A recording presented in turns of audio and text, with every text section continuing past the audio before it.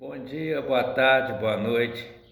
Nesse vídeo e no vídeo seguinte que eu vou fazer, eu vou responder algumas críticas que foram feitas a um projeto que eu apresentei ao CNPq, de Bolsa de Produtividade, que tem justamente como tema a bioética da governança e o Fórum Oficial Popular Online, que são assuntos tratados nesse canal.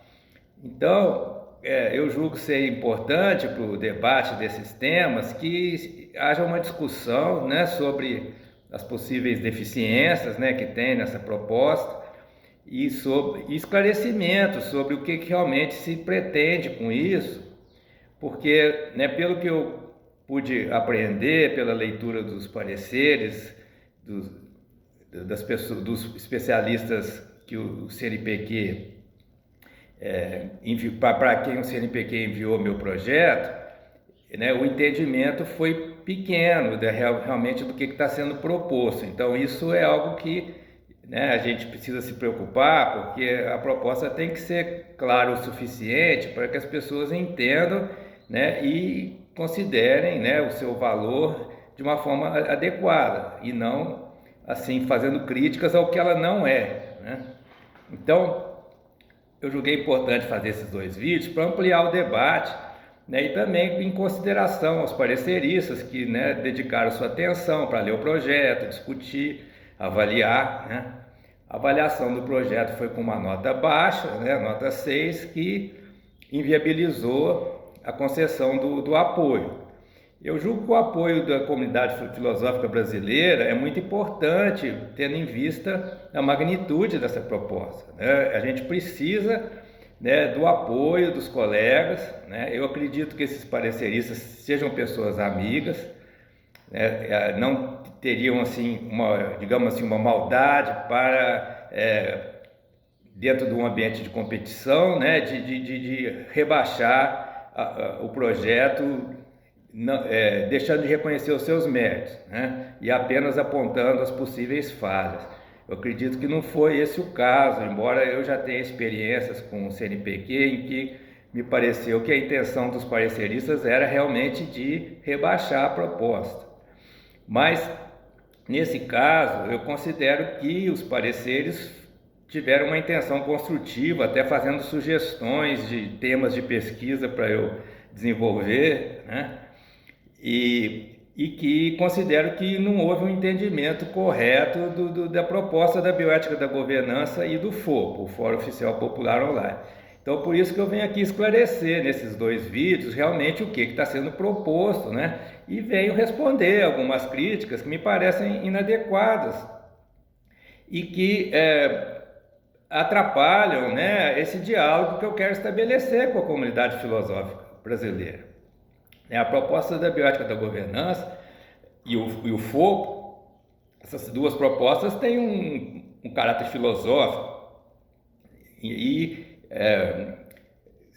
se não houver um apoio dos colegas, né, dificilmente a gente vai conseguir levar para frente os debates, né, fazer as discussões, os congressos, as publicações que viabilizem essas propostas para se tornarem reais. E eu lembro que nós vivemos um contexto agora, um contexto histórico, em que essas propostas seriam, a meu ver, muito importantes para se encontrar um caminho para o movimento social, né, de esquerda, voltado para uma nova concepção de socialismo democrático, que funcione, que contemple as demandas do povo, né? Então, essas são as motivações que me levam a fazer essas propostas. Eu estou querendo contribuir, né, com os conhecimentos, as reflexões que eu fiz ao longo da minha vida, né, para que o movimento social encontre formas de se organizar melhor e não repetir os erros do passado, certo? Então é muito importante nesse momento em que na América Latina a gente está presenciando uma nova guinada para a esquerda, né, que essa esquerda tenha propostas para dar conta da complexidade da sociedade atual, atuar de uma forma mais eficaz. Nós fizemos semana passada um excelente debate sobre o metaverso, organizado pelo José Otávio, pelo Vinícius Kraus, que eu vou colocar aqui embaixo o link, certo? Em que essas propostas da bioética da governança e do FOPO aparecem naturalmente como necessárias e como apontando, né, para possíveis soluções dentro desse contexto que a gente vive, né, em que além dos problemas tradicionais do capitalismo, né, e das crises do capitalismo, crises da sociedade, crise da economia, crise da cultura, nós temos também, né, novas dimensões da interação social, né, nas redes sociais, na internet, né, gerando, né, o chamado metaverso, que inclui as interações entre a realidade física, biológica e a realidade dita virtual, em que nós temos, né, projeções da mente que se concretizam em termos de padrões de informação que são processados por máquinas, né, e que possibilitam então novas formas de organização social e esses novos mecanismos podem ser utilizados tanto pela direita quanto pela esquerda, certo? A direita já está utilizando de forma eficaz, daí nós tivemos uma onda direitista internacional e as propostas mais de esquerda para atuação nesse meio aí do metaverso, elas estão assim paralisadas praticamente, né? Nós temos aí muitas pessoas de esquerdas ainda, né, ortodoxas dentro daquela visão tradicional do marxismo, leninismo, né, da revolução, etc., né, que ao meu ver estão ultrapassadas, né, e nunca foram o ideal, né, e já se comprovou que levam a problemas muitas vezes insolúveis, né, que levou à derrocada do chamado socialismo real.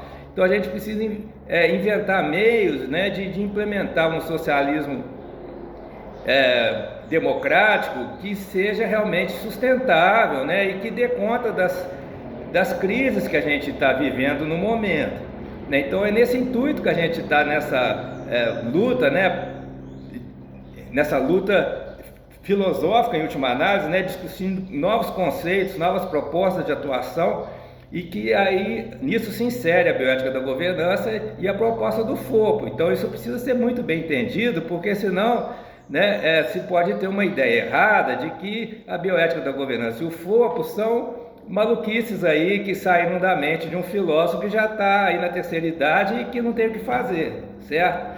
Então a gente precisa esclarecer certos equívocos, né, para que a proposta seja avaliada naquilo que ela tem de bom, que ela pode contribuir para a sociedade, certo? Então é nesse intuito que eu faço esses dois vídeos. Nesse primeiro eu vou responder o primeiro parecerista e no outro vídeo eu vou responder o segundo parecerista, certo? Então, começando aqui, né, o problema da avaliação do primeiro parecerista começa no próprio conceito que se tem da crise que a gente está vivendo, né? Porque o parecerista pensou uma frase, né, de que em que eu falo da presente crise sanitária e ambiental e avaliou o projeto como se fosse, né, a bioética da governança e o FOPO fossem soluções para a crise sanitária e ambiental. E aí diz, não, bem, em relação à Covid já tem muita coisa sendo feita que não está sendo citada no projeto, e em relação à crise ambiental, né, também não se propõe nada, né, não trata das questões aí de captura de carbono, energia limpa, etc., né? Mas é claro que não, porque o projeto é filosófico, então vai tratar dos princípios bioéticos para guiar os governantes do Estado federal, certo?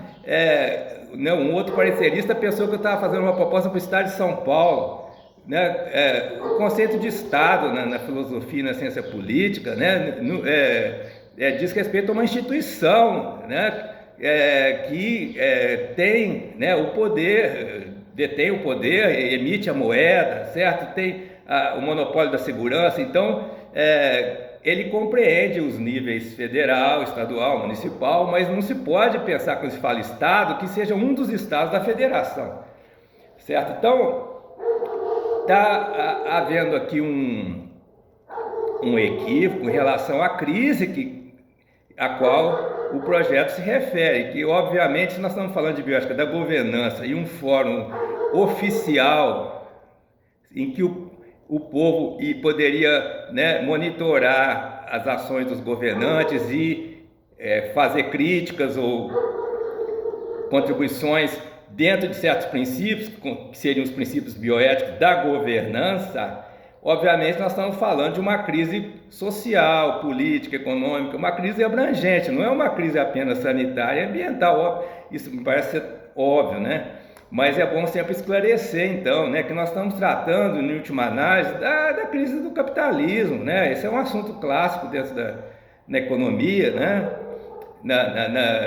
Na questão da filosofia da administração pública, que é a área em que eu insiro esse projeto, em que, né, os governantes precisam desenvolver ações adequadas a essa crise para que não agrave essa crise, que é o que está acontecendo atualmente no governo do Bolsonaro, né, e que ofereça caminhos para o próprio povo superar essa crise, né? Aí que, né, porque a solução tem que ser encarnada no povo. O povo é o agente histórico, mas a gente precisa, os governantes e todos os filósofos, cientistas, intelectuais envolvidos no processo social precisam oferecer ferramentas para que o povo consiga superar esses problemas, né? Esse é o nosso papel.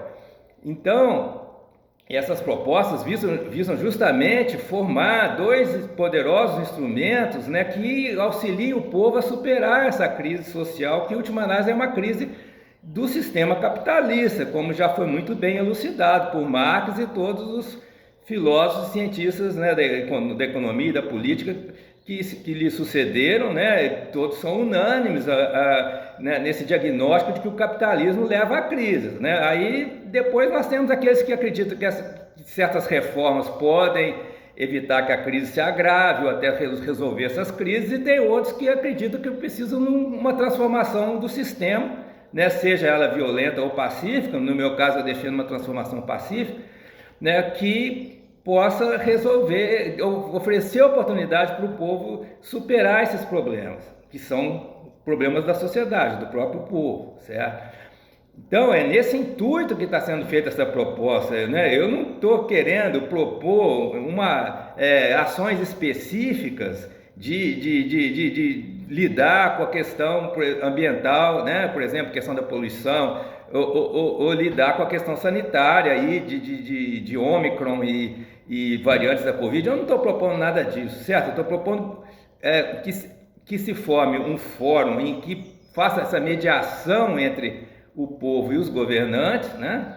Para haver uma maior comunicação e um maior controle recíproco, né? O povo controlando os governantes e os governantes se comunicando melhor com o povo, e, né, que essa interação seja regida por um grupo de princípios, né, que foi chamado de bioética da governança, que seriam estabelecidos por meio de congressos, com a participação evidente dos filósofos e todas as pessoas, né, representativas de setores da sociedade que possam contribuir para isso, né, mesmo modo que os médicos fizeram congresso para estabelecer a bioética médica. Então nós estamos propondo que se forme a bioética da governança, um grupo de princípios que vão reger todo esse processo. Então o FOPO, ele seria um fórum online usando a inteligência artificial, em que as entradas, as contribuições das pessoas se dariam em palavras-chave, quer dizer, em termos que refletem os princípios da bioética da governança, porque senão vira um caos, certo? Para haver uma interação de muitas pessoas pela internet, se não houver, né, um algoritmo adequado, vira uma grande confusão. Então, a bioética da governança, ela forneceria os princípios que seriam as palavras-chave do FOPO, né? E com essa característica, essa regra, as pessoas então fariam contribuições, né, para o debate, expressando suas opiniões, dentro dessas palavras-chave apenas. E o sistema teria, né, um compilador que produziria semanalmente um relatório para ser divulgado para todos os interessados, os representantes do povo, né, nos vários níveis. E para que isso seja, esse contraditório, tem algum significado, tem algum valor semântico, né, é preciso então que todo esse processo seja bem estruturado, né, dentro desses princípios, que os princípios da bioética da governança refletem aquilo que o povo espera que os governantes façam, certo? Isso, é claro, além de cumprir as leis, né? Isso é óbvio que se espera que... E se os governantes não cumprem as leis, né, existe o judiciário, que é para fiscalizar, punir, etc. Né? Nós não estamos aqui querendo substituir o judiciário, nós estamos querendo trabalhar no plano dos princípios da ação, né, dos governantes na administração pública, de modo que possa haver um monitoramento antes que a situação se agrave, né? Porque você pode ter governantes que transgridem, né, os princípios éticos sistematicamente e vão levando a sociedade para uma situação, né, de desespero, de caos. Então a gente quer evitar que se chegue no fim da linha, que é o que está acontecendo atualmente no Brasil com o Bolsonaro, certo? Então o FOPO, usando a bioética da governança, os princípios da bioética da governança, ele seria, né, um mediador entre, né, as demandas do povo, né, no tempo que elas acontecem, tá? Não precisa esperar a próxima eleição para, né, com o governante que já está eleito, né, ele ser monitorado de acordo com certos princípios que expressem, né, que sejam genuinamente populares daquela existência popular, né, da vida do povo em tempo real, certo? Então essa que é a proposta, tá?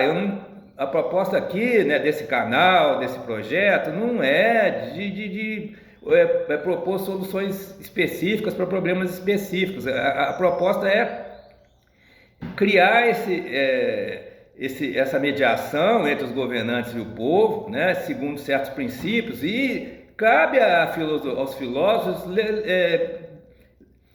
encaminhar essa discussão. Nós, filósofos, somos o setor da sociedade que trabalha com conceitos, com princípios, então a gente pode contribuir muito para isso, né? Mas é claro que tem que haver um entendimento e uma adesão à proposta, né?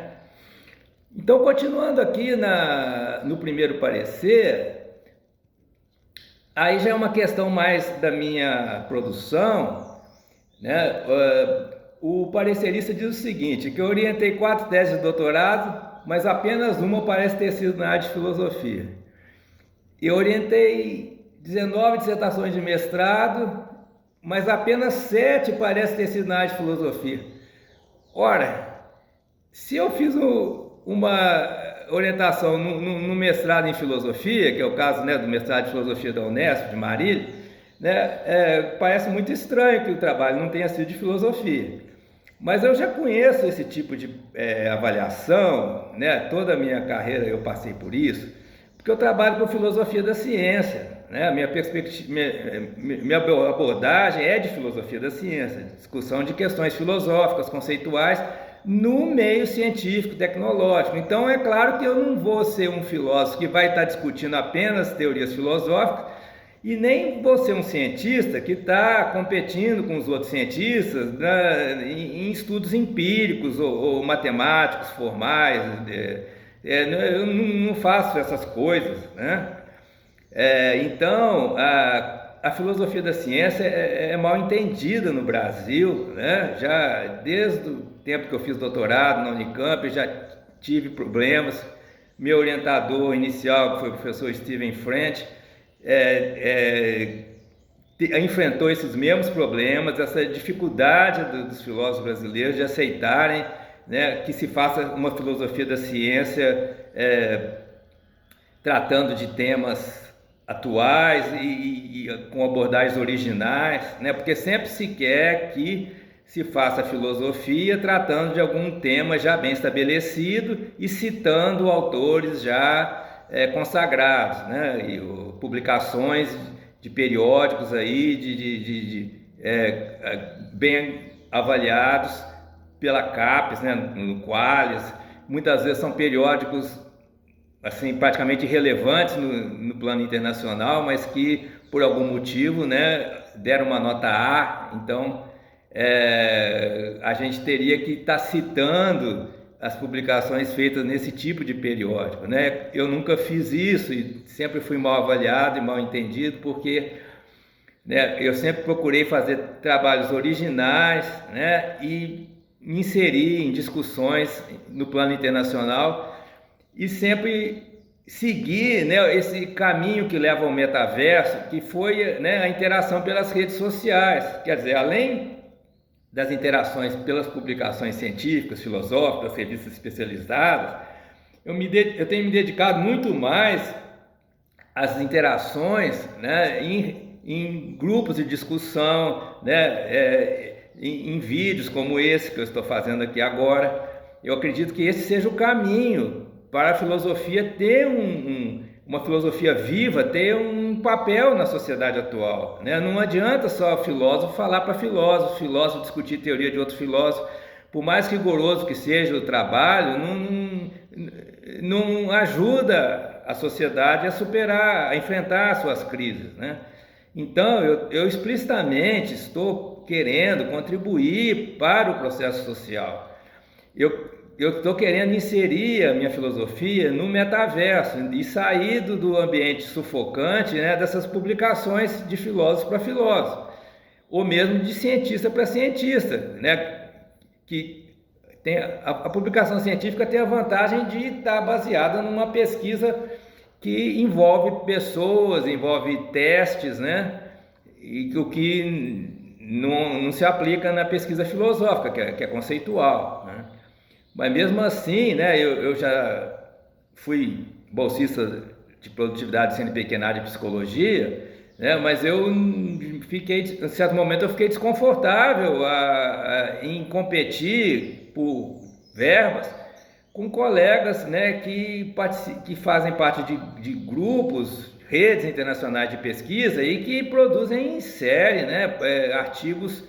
A partir de uma determinada pesquisa, um laboratório, saem 10 artigos e, né, então não dá assim, para um filósofo da ciência estar nesse meio também, certo? Aí a gente tenta entrar no meio da filosofia e também não consegue, porque o tipo de filosofia que eu faço, né, que é próxima da ciência, da tecnologia, da prática social, também não satisfaz aos critérios que são priorizados, né, nessas avaliações.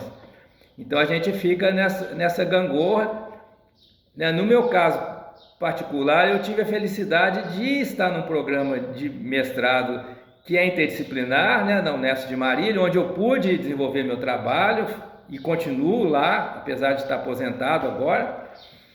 E tive a felicidade de ter vindo para São Paulo, onde existe a FAPESP, que tem a visão, né, de estar contribuindo para o processo social, econômico, político, né, do Estado de São Paulo, e ajuda realmente bastante ao Estado de São Paulo, não só na indústria, na agricultura, na agropecuária, mas também na cultura, né, na própria filosofia. E então a FAPESP foi uma tábua de salvação que possibilitou, né, que eu fizesse estágio no exterior, né, e desenvolvesse uma série de interações que levaram a uma série de publicações. Bem, então continuando aqui, né, as respostas, tem mais um item aqui do primeiro parecerista que eu queria comentar. Ele diz o seguinte: o proponente atuou como primeiro autor ou coautor de diversos artigos. Tá, mais ou menos 300 trabalhos, tá?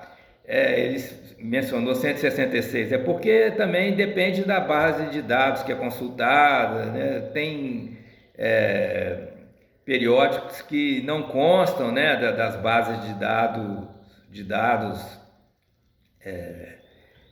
mais rigorosas, né, porque não satisfazem certos critérios, mas isso não significa que os trabalhos publicados nesse periódico sejam ruins, né? Às vezes você vê assim uma grande descoberta que o autor só conseguiu publicar numa revista considerada de segundo ou terceiro nível, porque, né, havia resistência a uma ideia nova que rompe paradigmas, né? Na história da ciência e da filosofia isso é muito comum, né? Quando você você tem que pagar um preço para ser original, que é não ser aceito pelas pessoas que defendem e assumem as ideias dominantes, né? As ideias já existentes. Agora, se você for basear o seu trabalho só nesse conhecimento já bem estabelecido, você não vai ser original, não vai ser inovador, não vai dar conta de responder às demandas da realidade, do processo social ou mesmo do processo científico. Você tem que sair fora da caixa para você conseguir fazer alguma coisa nova que preste, certo? Então é um dilema que a gente tem, né? Mas continuando aqui, o parecerista diz: atuou também como editor ou coeditor de coletâneas de artigos, uma das quais publicadas pela Cambridge University Press e outra pela Routledge. São duas editoras inglesas de alto nível. Ele esqueceu de dizer que eu também publiquei um livro pela Springer, né, que agora se tornou Springer Nature, né, junto com a revista Nature, que é a principal revista científica do mundo, certo? O que tem de errado aqui? Esses livros não foram coletâneas de artigos, foram projetos integrados que envolveram discussões de muitos anos entre os autores.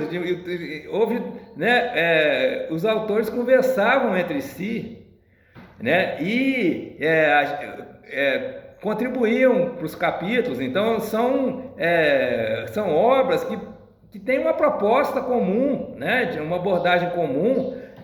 E além do mais, nesses livros eu publiquei artigos originais com propostas originais, né? Nesse livro da Cambridge University Press eu publiquei minha teoria do monismo de triplo aspecto, que é razoavelmente bem conhecida em termos internacionais como uma das abordagens da consciência, uma das teorias da consciência, né? No livro do Routledge, a gente publicou trabalhos sobre auto-organização de um grupo da Unicamp, que foi criado pelo professor Michel Debrun, que começou na década de 1980, e desde lá nós temos duas reuniões mensais, né? Quantos anos tem aí?